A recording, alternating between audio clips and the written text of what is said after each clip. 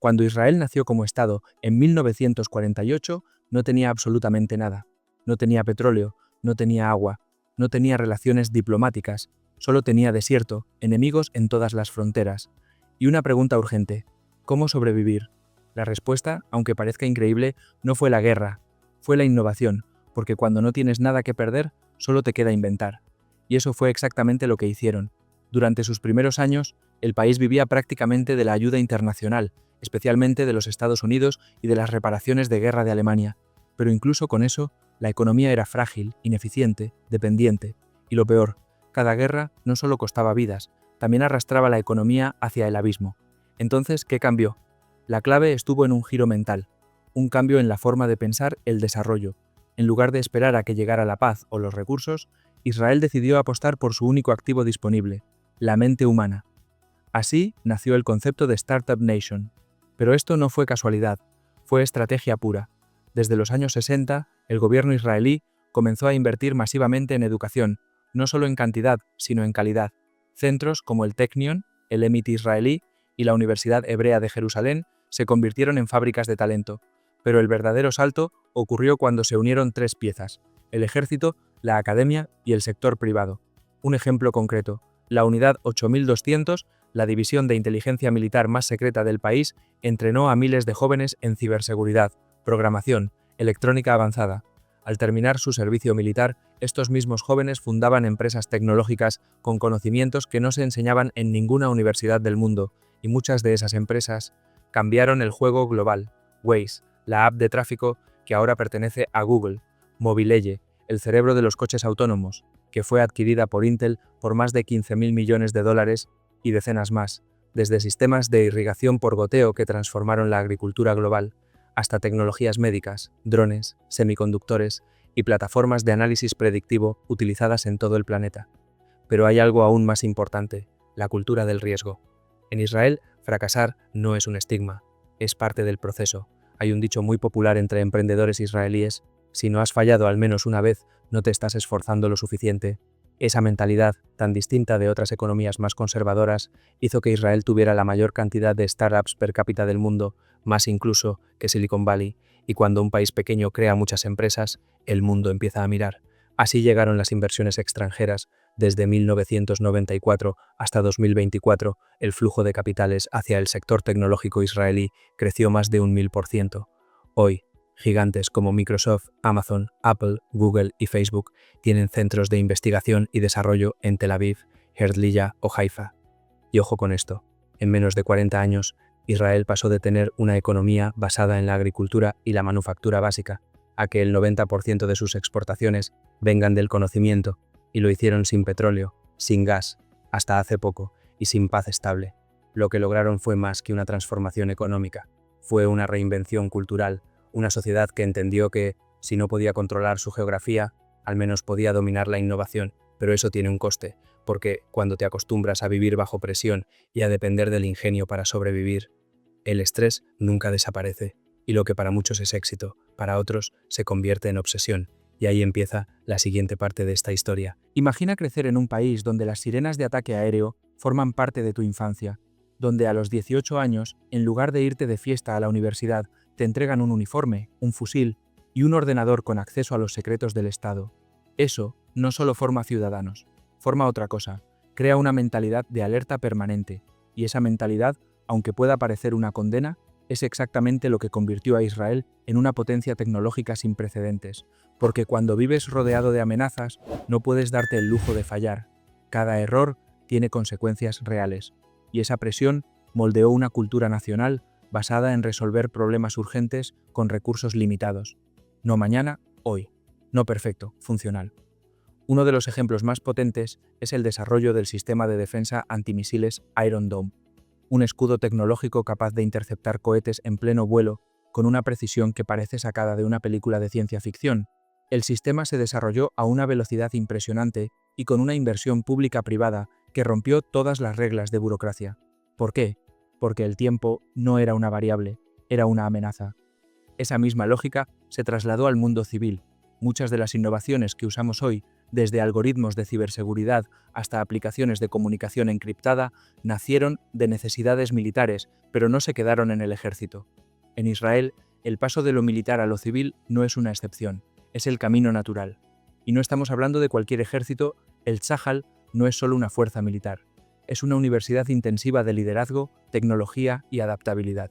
La mayoría de sus soldados no solo aprenden a obedecer, aprenden a improvisar, a tomar decisiones bajo presión, a crear soluciones con lo que tienen, y eso, en el mundo de las startups, vale oro.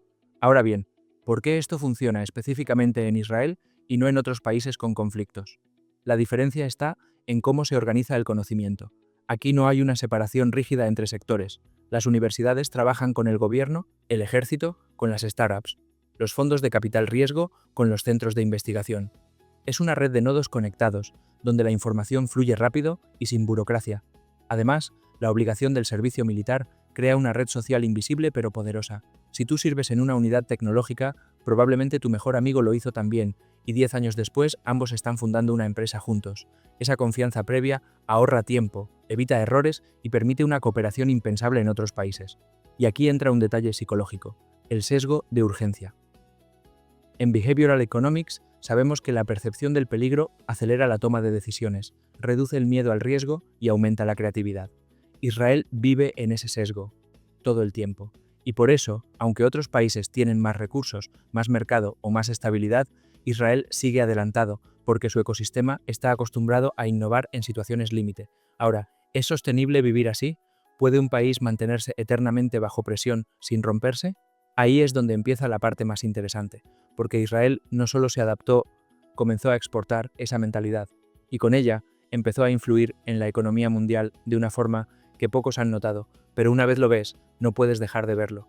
Mientras medio mundo estaba ocupado en construir fábricas, vender materias primas o especular con petróleo, Israel decidió tomar un atajo silencioso, pero devastadoramente efectivo, dominar el conocimiento antes que el producto, no fabricar autos, sino diseñar los sensores que hacen que un auto se maneje solo, no crear hospitales, sino desarrollar la inteligencia artificial que anticipa enfermedades antes de que aparezcan los síntomas.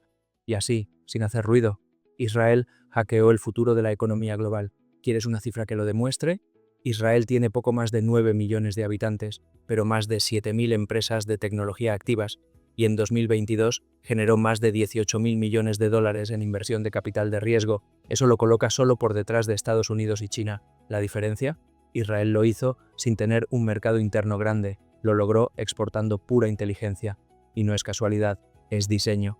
Israel se especializó en crear tecnologías tan avanzadas, tan específicas, que los gigantes globales no tienen más opción que comprar o invertir. Microsoft, por ejemplo, compró Adalom, una startup israelí de ciberseguridad, por más de 200 millones de dólares, y la convirtió en el centro de su estrategia cloud. Apple, Intel, Nvidia, todas tienen centros de investigación en Israel, no por altruismo, sino porque allí se está cocinando el futuro. La clave está en lo que podríamos llamar la economía del módulo. Israel no quiere ser el dueño del producto final, quiere ser indispensable para que ese producto exista, como una pieza de Lego sin la cual el resto no encaja. Esto aplica a la automoción, a la salud, a la energía, a la inteligencia artificial y a la ciberseguridad. En cada sector crítico del siglo XXI hay una parte invisible que dice Made in Israel. Un ejemplo increíble. Mobileye, la empresa que diseñó los sistemas de asistencia para conducción autónoma, fue adquirida por Intel por más de 15.000 millones de dólares y hoy es la base de lo que será el auto sin conductor en todo el planeta. ¿Te suena Waze? También israelí, vendida a Google. ¿Te suenan Checkpoint, Wix, Fiverr, Monday.com? Todas israelíes, todas jugando en ligas globales, pero sin perder su esencia, agilidad, foco y adaptación. Y aquí entra algo fascinante desde la economía conductual: la aversión a la dependencia. Israel sabe que no puede depender de sus vecinos, de sus recursos naturales ni de tratados estables. Por eso su economía está pensada para ser portátil, exportable y ultra especializada.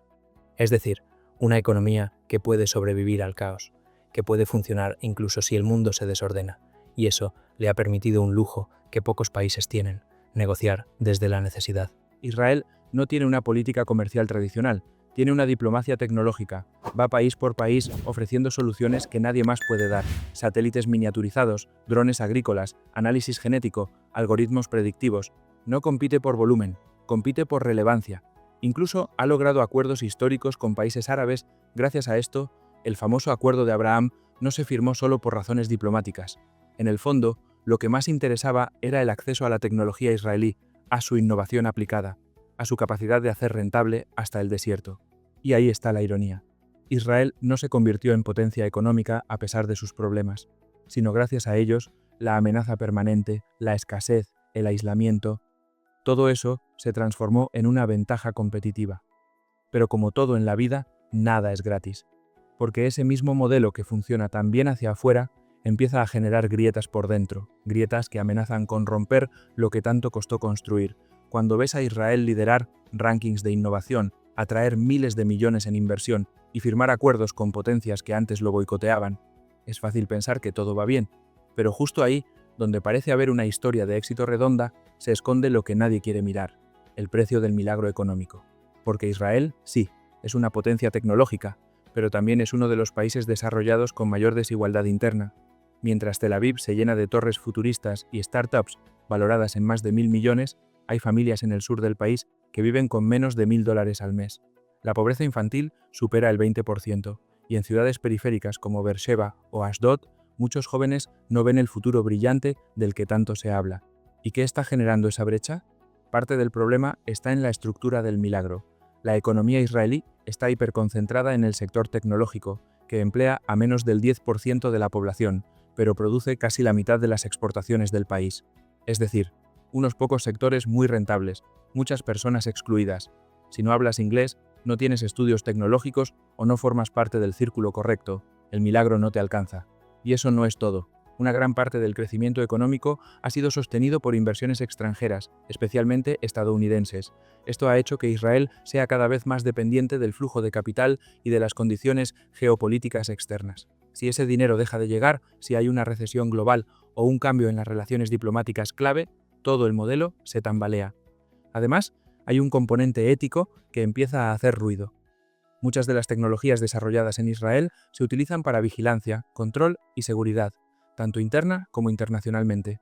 Empresas como NSO Group, responsables del software espía Pegasus, han estado en el centro de escándalos globales por violaciones de derechos humanos. Y aunque estas empresas no representan a todo el ecosistema, sí plantean una pregunta incómoda.